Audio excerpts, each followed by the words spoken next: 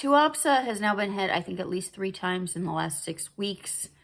There is still a large-scale fire going at the sea terminal. There is oil raining from the sky. There are elevated benzene levels in the air, but the Consumer Protection Agency of Russia is claiming that there is no threat to public health. There are no risks today. They are analyzing all identified discrepancies and alerting citizens to their presence. As of today, everything that needed to be done has been and is being done both by the regional authorities and my colleagues on the ground. We are closely monitoring the situation and are strengthening our laboratory capacity there. We will continue to monitor the situation. Following another Ukrainian drone strike at the Tuapse oil refinery on Tuesday, a fire broke out again, and as a result of damage to the tanks, streams of burning petroleum products gushed out onto the city streets. Authorities have declared a state of emergency and ordered the evacuation of several streets. Air samples also showed a slightly elevated benzene level, according to the task force of Kuban.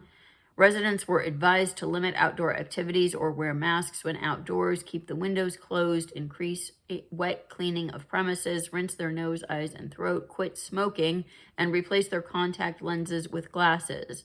This especially applies to residents of the microdistricts adjacent to the oil refinery.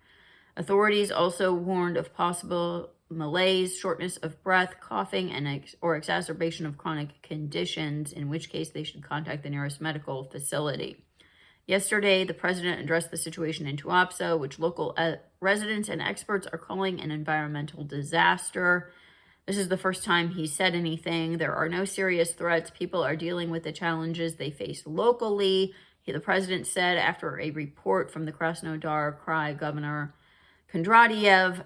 At the same time, Putin noted that strikes on energy facilities in Tuapse could lead to serious environmental consequences. There already are serious environmental consequences.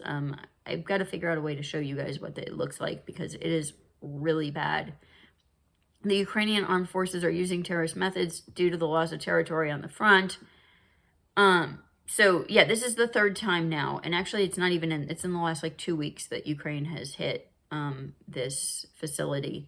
So, and I'm just going to keep saying they're doing this to really to hurt the Europeans. I mean, the Russians are getting, obviously the Russians are kind of the catalyst, but the biggest losers in this whole story, besides the Ukrainians, are the Euros.